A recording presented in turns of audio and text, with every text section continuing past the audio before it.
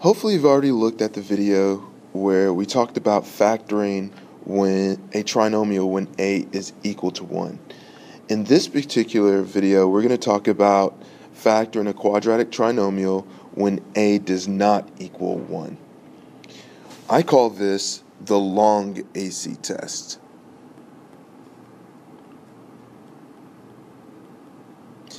Mostly because it's a step longer. I guess that's the simplest way to do it. Say it. So I'm going to show this by an example. As you'll see, we'll start off the exact same way we started the short AC test. So let's give an example. So here you're given 3x squared plus 4x plus 1.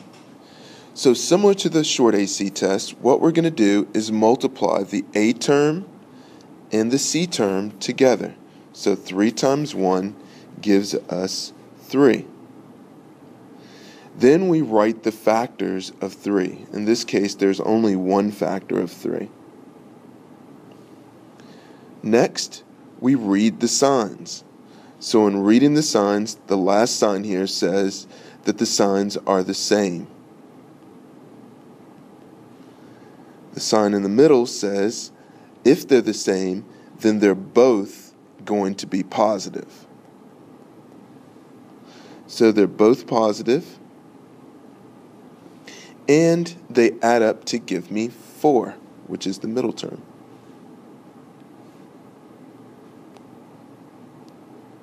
So 4 is the middle term. Now, similar to before still, we're going to write those factors down. So we're going to say x plus 1 and x plus 3. The part that makes it the long AC test is when we have an a term, I'm going to put 3, or that a term, underneath each of the numbers that we just found. Then reducing the terms, we get 1/3 does not reduce. If it does not reduce, we just simply move the denominator to the front. So the first term ends up being 3x plus 1.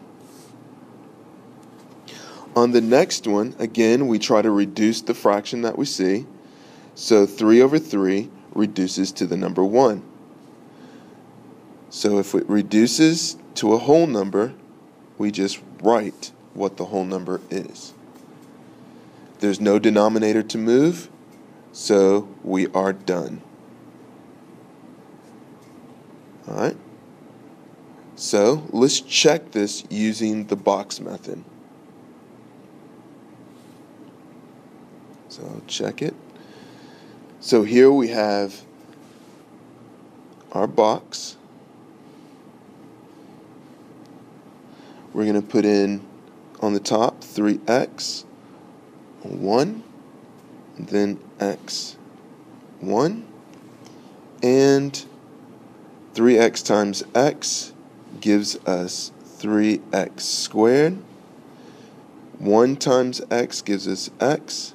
3x times 1 gives us 3x, and then 1 times 1 gives us 1. We add the diagonal here, and we end up getting the term 3x squared plus x plus 3x plus 1. So in adding the like terms, 3x squared plus 4x plus 1. All right? So it checks out, it gives us what we were looking for, therefore we know that these are the correct factors. Let's try another one. In this one, you're given 5x squared plus 2x minus 7. So again, 5 times 7 gives us 35. We write the factors of 35. So 1 and 35 5, and 7. So here we want to take and read the signs. So this says the signs are different and that the bigger one is positive. So if the bigger one is positive, that means the smaller ones are negative. And the one that gives me a positive 2 is negative 5 and 7. So we're going to write our factors down. So it's x minus 5, x plus 7. And in this case, we're going to put our a term as 5, so we're going to divide each one of the numbers by 5. In the first parentheses, or first group, we see that 5 over 5 reduces to 1, so we're left with x minus 1. In the second parentheses, we see that 7 over 5 does not reduce, so we move the 5 to the front, and we get 5x plus 7. And we're done.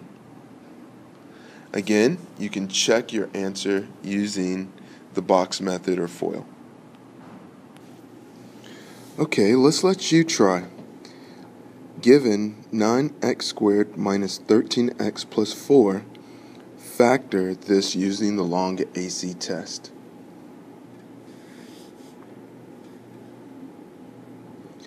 Okay. Here, you're going to multiply 9 and 4 together to get 36.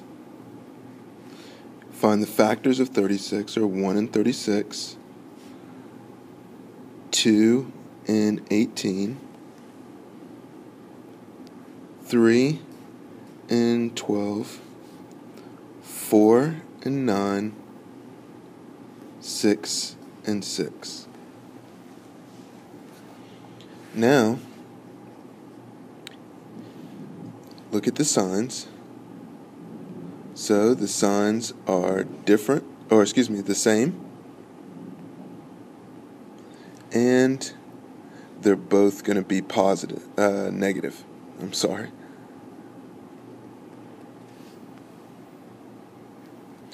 Alright. So we're going to make all the signs negative.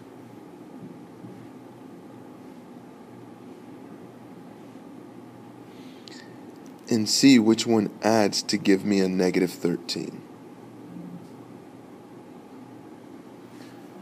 So, since these add to give me negative 13, we're going to say x minus 4 and x minus 9. Divide both of them by 9. The first group doesn't reduce, so we're going to move it. We get 9x minus 4. The second group does reduce, so we get x minus 1. There's your answer.